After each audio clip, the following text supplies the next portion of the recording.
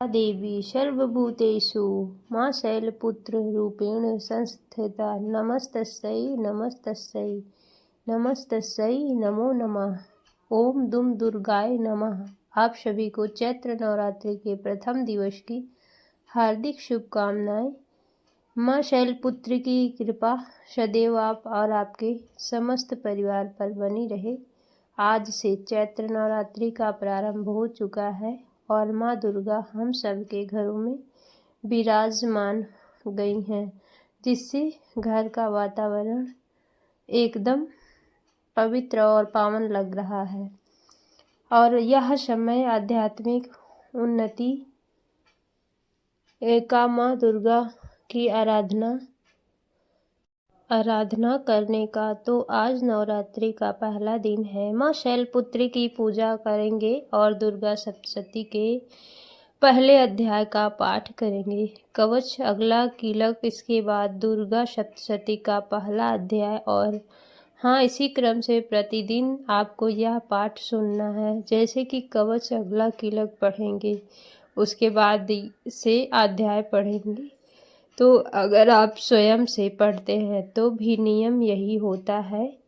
और अगर आप पाठ स्वयं से नहीं कर पा रहे हैं तो ऐसे में आपको परेशान नहीं होना है। कवच अगला कीलक प्रतिदिन के अध्याय में शामिल होगा। हम उसी नियम से इस पाठ का श्रवण भी करेंगे जिस प्रकार से हम पाठ करते हैं, ठीक। तो बस आप लोगों से प्रार्थना सिर्फ इतनी है कि आप प्रतिदिन इस पाठ को सुना जरूर कीजिए। तो अब पूरे भक्ति भाव के साथ माँ दुर्गा का ध्यान करते हुए दुर्गा कवच के पाठ का प्रारंभ करते हैं। सबसे पहले विनियोग है ओम नमः चंडिकाय। माँ दुर्गा के चंडी रूप को हमारा नमन है। यह भगवान ब्रह्मा जी के द्वारा लिखा गया चंडी कवच है, जिसमें कुल 56 छंद हैं। चामुंडा देवता, दिग्बंध देवता, जगदम्बा माता इत्यादि का ध्यान करके हम इस दुर्गा सप्तशती के पाठ का प्रारंभ कर रहे हैं। मार्कंडेय जी पितामह ब्रह्मा जी से कह रहे हैं कि हे भगवान ब्रह्मा, जो इस विश्व में गोपनीय है वह रहस्यपूर्ण है तथा जो सभी की रक्षा करता है और हमें अधर्म से बचाता है, साथ ही जिसे आपने अभी तक किसी को दिखाया भी नहीं है, ऐसा कोई साधन या उपाय मुझे बताएं। मार्कंडेय जी के इस प्रश्न पर भगवान ब्रह्मा कहते हैं कि उस साधन का नाम तो देवी कवच ही है, जो इस विश्व में अत्यधिक गोपनीय है। वह देवी कवच सभी का कल्याण करने वाला है, पवित्रता और पुण्य देने वाला है। आपको इसी का जाप करना चाहिए, इससे कि आपका उद्धार होगा। माँ दुर्गा की 9 मूर्तियाँ हैं। माँ दुर्गा का प्रथम स्वरूप है माँ शैलपुत्री, दूसरा स्वरूप है माँ ब्रह्मचारिणी, माँ तीसरा स्वरूप है माँ चंद्रघंटा और चौथा स्वरूप है माँ कुष्मांडा। उनका 5वां रूप स्कंद माता का है और 6ठा रूप कात्यायनी, 7वां रूप माँ कालरात्रि का और 8वां स्वरूप माँ गौरी के नाम से प्रसिद्ध है। माँ दुर्गा का 9वां रूप माँ सिद्धिदात्री। यही 9 दुर्गा के रूप हैं जिसे भगवान ब्रह्मा के द्वारा वेदों के माध्यम से बताया गया। जो मनुष्य अग्नि में जल रहा हो, सभी ओर से शत्रुओं से घिर गया हो, विपरीत परिस्थितियों का सामना कर रहा हो, और उस समय यदि वह माँ दुर्गा की शरण में जाता है तो उसका कभी भी बुरा नहीं हो सकता। अर्थात माँ दुर्गा का ध्यान किए जाने पर दुर्गा उसकी हर परिस्थिति में सहायता करती हैं। यदि युद्ध का समय हो और मनुष्य संकटों में घिरा हुआ हो तो भी माँ दुर्गा के प्रभाव से उसका कुछ भी बुरा नहीं होता। माँ दुर्गा उसके दुख, पीड़ा, भय इत्यादि का नाश कर देती हैं। जो भी भक्तगण माँ दुर्गा की पूजा भक्ति करता है, माँ दुर्गा अवश्य ही उन्हें अभय दान देती हैं। जो कोई भी देवी दुर्गा का ध्यान करता है, माँ दुर्गा उसकी हर प्रकार से रक्षा करती है और इस बात में कोई भी संशय नहीं है। चामुंडा माता का वाहन प्रेत है और वे उस पर सवारी करती हैं। वाराही माता का वाहन भैंसा है। इंद्री माता का वाहन हाथी है। तो वही वैष्णवी माता का वाहन गरुड़, भगवान शिव की पत्नी व सभी की ईश्वरी माँ पार्वती का वाहन वृषभ है। कुमारी माता का वाहन मोर है।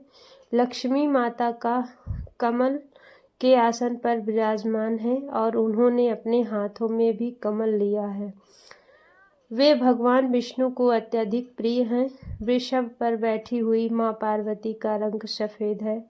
भगवान ब्रह्मा की पत्नी माँ ब्रह्मी या माँ सरस्वती हंस पर बैठी हुई हैं और सभी प्रकार के आभूषण पहने हुए हैं। इस प्रकार से माता रानी अपने भिन्न भिन्न रूपों में सभी तरह के योग व शक्तियों को ली हुई हैं। उन्होंने इस प्रकार के आभूषण व रत्न पहने हुए हैं जो उनकी शोभा को बढ़ा रहे हैं।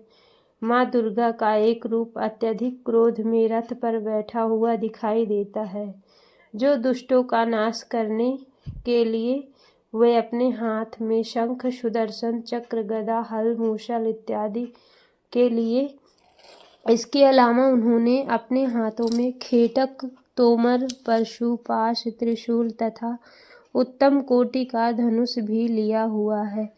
माँ दुर्गा दैत्यों, दुष्टों व राक्षसों का नाश कर देती हैं, भक्तों का कल्याण करती हैं तथा देवताओं का सदैव हित करती हैं। इसी उद्देश्य के तहत ही उन्होंने भिन्न भिन्न भांति के अस्त्र शस्त्र लिए हुए हैं। माँ दुर्गा के महारुद्र, प्रलयकारी, पराक्रमी, महाशक्तिशाली, अत्यधिक उत्साही तथा भय का नाश कर देने वाले इस रूप को हम सभी नमस्कार करते हैं। हे माँ देवी के उस प्रलयकारी रूप की ओर देखने भी बहुत मुश्किल है जो शत्रुओं का भय बढ़ाने का कार्य करता है। पूर्व दिशा में इंद्री देवी मेरी रक्षा कीजिए। आग्नेय दिशा में अग्नि देवी मेरी रक्षा कीजिए। दक्षिण दिशा में वाराही माता, नैऋत्य कोण में खड्गधारिणी माँ, पश्चिम दिशा में वाराहणी देवी और वायव्य कोण में मृगवाहिनी देवी मेरी रक्षा कीजिए। के रूप में उपयोग में लाने वाली माँ चामुंडा देवी आप दशों दिशाओं में मेरी रक्षा कीजिए। आगे से माँ जया तथा पीछे से माँ विजय आप मेरी रक्षा कीजिए। माँ अर्जिता मेरे वाम भाग में और दक्षिण दिशा में अपराजिता देवी मेरी रक्षा करें। मेरे सिर की रक्षा उदोतनी देवी और माँ उमा तेरे सिर की रक्षा करें अर्थात उसमें वास करें। आप मेरे ललाट की मालाधारी के रूप में और भवों का यशस्विनी के रूप में संरक्षण करें। भवों के बीच में त्रिनेत्र के रूप में और नाग की यम घंटा के रूप में रक्षा करें। दोनों आँखों के बीच में शंख माता के रूप में और कानों की द्वारा वासिनी के रूप में रक्षा करें। मेरे कपाल की कालिका के रूप में और कानों के मूल की शंकरी देवी रक्षा करें। नासिका की सुगंधा देवी और होंठ के ऊपर भाग की चर्चिका देवी रक्षा करें। होंठ के निचले भाग की रक्षा अमृत कला देवी और जीव की सरस्वती देवी रक्षा करें। मेरे दांतों की कुमारी देवी, कंठ की चंडिका देवी, घंटिका की चित्र घंटा देवी और तालु की महामाया देवी रक्षा करें। मेरी ठोठी की कामाक्षी देवी, वाणी की सर्वमंगला देवी, गिरीवा की भद्रकाली तथा मेरुदंड की धनुधारी देवी रक्षा करें। बाहरी कंठ की नीलगिरीवा देवी, कंठनालिका की नल कुबरी, कंधों की खड़कबड़ी देवी और भुजाओं की ब्रजधारिणी देवी रक्षा करें। दोनों हाथों की दाहिनी देवी, अंगुलियों की जगदम्बिका माता, नाखूनों की शूलेश्वरी देवी और पेट की कुलेश्वरी देवी रक्षा करें। स्तनों की महादेवी, मन की शोक विनाशिनी देवी, हृदय की ललिता देवी और उदर की शूलधारिणी देवी रक्षा करें। नाभि की कामिनी देवी, गुहा की गृहेश्वरी देवी, लिंग की पूतना व कामिका देवी तथा गुदा की महिषवासिनी देवी रक्षा करें। कंठ भाग की भगवती देवी, घुटनों की विंध्यवासिनी देवी, जांघों की महाबला देवी रक्षा करें और सभी कामनाओं को पूरा करें। मेरी घुटियों की नरसिंह देवी, पैरों के आगे भाग की तेजसी देवी, पैरों की उंगलियों की श्री देवी और पैरों के तले की तलवासिनी देवी रक्षा करें। पैरों के नाखूनों की दृष्टा कराली देवी, केशों की उद्वेशनी देवी, रोम छिद्रों की कोबरी देवी तथा त्वचा की बागेश्वरी देवी रक्षा करें। माँ पार्वती देवी, मेरे रक्त मांस हड्डियों इत्यादि की रक्षा करें। आंतों की कालरात्रि देवी और पित्त की मुगुटेश्वरी देवी रक्षा करें। खडकोशों की माँ पद्मिनी देवी, कफ की चूड़ामणि देवी, नाखूनों की धार की ज्वालामुखी देवी और शरीर की संधियों की अगदा देवी रक्षा करें। मेरे वीर्य की रक्षा माँ ब्रह्मणी देवी, छाया की छत्रेश्वरी देवी तथा धर्मधारिणी देवी, मेरे अहंकार व मन बुद्धि की रक्षा करें। हे माँ दुर्गा, आप मेरे प्राणों व्यान उद्यान की समान रूप से रक्षा करें। ब्रजहस्ता देवी, मेरे प्राणों की रक्षा करें और मेरा कल्याण करें। मेरी सभी इंद्रियां रस रूप गंध शब्द व स्पर्श में बसती हैं। हे नारायणी देवी, आप मेरे सतगुण रजोगुण व तमोगुण की रक्षा करें। मेरे आयु की वाराही देवी, वैष्णवी देवी, धर्म की यश व कीर्ति की लक्ष्मी देवी तथा धन व विद्या की चक्रणी देवी रक्षा करें।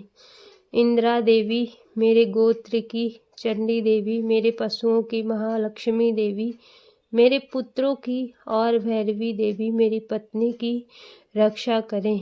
मेरे पथ की सुपथा देवी और उस मार्ग की क्षेमकरी देवी, राजा के दरबार में महालक्ष्मी देवी तथा सभी जगह निवास करने वाली विजय देवी, मेरे भय की रक्षा करें।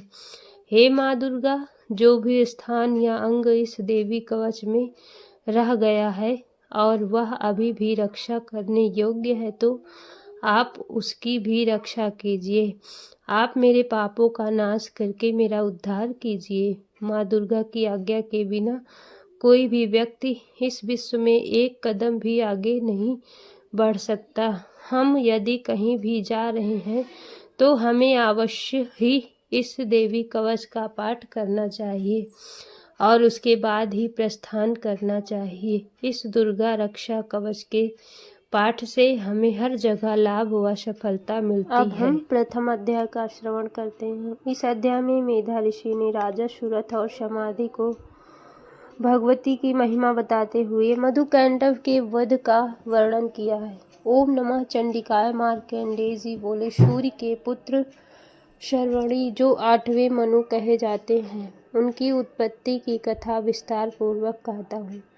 आप सब ध्यान पूर्वक सुने। सूर्य कुमार महाभाग शर्वणी भगवती महामाया के अनुग्रह से जिस प्रकार मनवंतर के स्वामी हुए, वही प्रसंग सुनाता हूँ। पूर्व काल की बात है। स्वरोचित मनवंतर में सुरथ नामक के एक राजा थे, जो चैत्र वंश में उत्पन्न हुए। वे प्रजा का अपने औरस पुत्रों की भांति धर्म पूर्वक पालन करते थे, तो भी उस समय कोला विध्वंसी नामक के क्षत्रिय उनके शत्रु हो गए। राजा सूरथ की दंड नीति बड़ी प्रबल थी। उसका शत्रुओं के साथ संग्राम हुआ। यद्यपि कोला विध्वंसी संख्या में कम थे, तो भी राजा सूरथ युद्ध में उनसे परास्त हो गए। तब वो युद्ध भूमि से अपने नगर को लौट आए और केवल अपने देश के राजा होकर रहने लगे। समूची पृथ्वी से अब उनका अधिकार जाता रहा, किंतु वह भी उन प्रबल शत्रुओं ने उस पर महाभाग राजा सूरत पर आक्रमण कर दिया। राजा का बल क्षीण हो चला था, इसलिए उनके दुष्ट, बलवान एवं दुरात्मा मंत्रियों ने वहां उनकी राजधानी में भी राजकीय सेना और खजाने को हथिया लिया। सूरत का प्रभुत्व नष्ट हो चुका था, इसलिए वे शिकार खेलने के बहाने घोड़े पर सवार हो और वहां से अकेले ही एक घने जंगल में चले गए। वहां उन्होंने विप्रवर मेधा मुनि का आश्रम देखा, जहां कितने ही हिंसक जीव अपनी स्वाभाविक हिंसा वृत्ति को छोड़कर परम शांत स्वभाव से रहते थे। मुनि के बहुत से शिष्य उस वन की शोभा बढ़ा रहे थे। वहां जाने पर मुनि ने उनका सत्कार किया और वे उन मुनि श्रेष्ठ के आश्रम पर इधर उधर विचरते हुए कुछ काल तक रहे। फिर ममता से आकृष्ट चित्त होकर वहां इस प्रकार चिंता करने लगे, पूर्व काल में मेरे पूर्वजों ने जिसका पालन किया था, वही नगर आज मुझसे रहित है। पता नहीं मेरे दुराचारी भृगुतिक उसकी धर्म पूर्वक रक्षा करते हैं या नहीं। जो सदा मद की वर्षा करने वाला और शूरवीर था, वह मेरा प्रधान हाथी अब शत्रुओं के अधीन हो न जाने किन भोगों को भोगता होगा। जो लोग मेरी कृपा, धन और भोजन पाने से सदा मेरे पीछे पीछे चलते थे, वे निश्चय ही अब दूसरे राजाओं का अनुसरण करते होंगे। उन अपव्ययी लोगों के द्वारा सदा खर्च होते रहने के कारण अत्यंत कष्ट से जमा किया हुआ मेरा वह खजाना खाली हो जाएगा। यह तथा और भी कई बातें राजा सूरत निरंतर सोचते रहते थे। एक दिन उन्होंने वहां विप्रवर मेधा के आश्रम के निकट एक वैश्य को देखा और उससे पूछा, भाई तुम कौन हो? यहाँ तुम्हारे आने का क्या कारण है? तुम क्यों शोकग्रस्त और अनमने से दिखाई देते हो? राजा सूरत का यह प्रेम पूर्वक कहा हुआ वचन सुनकर वैश्य ने विनीत भाव से उन्हें प्रणाम करके कहा, हे वैश्य, हे राजन, मैं धनियों के कुल में उत्पन्न एक वैश्य हूँ। मेरा नाम समाधि है। मेरे दुष्ट स्त्री और पुरुषों ने धन के लोभ से मुझे घर से बाहर निकाल दिया है। मैं इस समय धन, स्त्री और पुत्रों से वांछित हूँ। मेरे विश्वसनीय बंधुओं ने मेरा ही धन लेकर मुझे दूर कर दिया है, इसलिए दुखी होकर मैं वन में चला आया हूँ। यहाँ रहकर मैं इस बात को नहीं जानता कि मेरे पुत्रों की स्त्री और स्वजनों की कुशल है या नहीं। इस समय घर में वे कुशल से रहते हैं अथवा नहीं, उन्हें कोई कष्ट है। वे पुत्र कैसे हैं? क्या वे सदाचारी हैं अथवा दुराचारी हो गए हैं? राजा ने पूछा, जिन लोभी स्त्री, पुरुष, पुत्र आदि ने धन के कारण तुम्हें घर से निकाल दिया, उनके प्रति तुम्हारे चित्त में इतना स्नेह का बंधन क्यों है? वैश्य बोला, आप मेरे विषय में जैसी बात कहते हैं वह सब ठीक है, किंतु क्या करूं? मेरा मन निष्ठुरता नहीं धारण करता। जिन्होंने धन के लोभ में पकड़कर पिता के प्रति स्नेह, पत्नी के प्रति प्रेम तथा आत्मीय जन के प्रति अनुराग को तिलांजलि दे मुझे घर से बाहर निकाल दिया है, उन्हीं के प्रति मेरे हृदय में इतना स्नेह है। हे महामते, गुणहीन बंधुओं के प्रति भी जो मेरा चित्त इस प्रकार से प्रेम मग्न हो रहा है, यह क्या है? इस बात को मैं जानकर भी नहीं जान पाता। उनके लिए मैं लंबी सांसें ले रहा हूँ और मेरा हृदय अत्यंत दुखित हो रहा है। उन लोगों में प्रेम का सर्वथा अभाव है, तो भी उनके प्रति जो मेरा मन निष्ठुर नहीं हो पाता, उसके लिए क्या करूं? मार्कंडेय जी कहते हैं, हे ब्राह्मण, तदंतर राजाओं में श्रेष्ठ सूरत और समाधि नामक वैश्य दोनों साथ साथ मेधा मुनि की सेवा में उपस्थित हुए और उनके साथ यथा योग्य न्यायानुकूल विनय पूर्ण बर्ताव करके बैठे। तत्पश्चात वैश्य और राजा ने कुछ वार्तालाप आरंभ किया। राजा ने कहा, हे भगवान, मैं आपसे एक बात पूछना चाहता हूँ, उसे बताइए। मेरा चित्त अपने अधीन न होने के कारण वह बात मेरे मन को बहुत अधिक दुख देती है। जो राज्य मेरे हाथ से चला गया है उसमें और उसके संपूर्ण अंगों में मेरी ममता बनी हुई है। हे मुनिश्रेष्ठ, यह जानते हुए भी कि अब वह मेरा नहीं है, अज्ञानी की भांति मुझे उसके लिए दुख क्यों होता है? यह क्या है? इधर यह वैश्य भी घर से अपमानित होकर आया है। इसके पुत्र, स्त्री और वित्तों ने इसे छोड़ दिया। स्वजनों ने भी इसका परित्याग कर दिया, तो भी वह उनके प्रति अत्यंत हार्दिक स्नेह रखता है। इस प्रकार तथा मैं दोनों ही बहुत दुखी हूँ। जिसमें प्रत्यक्ष दोष देखा गया है उस विषय के लिए भी हमारे मन में ममता जनित आकर्षण पैदा हो रहा है। हे महाभाग, हम दोनों समझदार हैं, तो भी हम में जो मोह पैदा हुआ है यह क्या है? विवेक शून्य पुरुष की भांति मुझ में और इसमें भी यह मूढ़ता प्रत्यक्ष दिखाई देती है।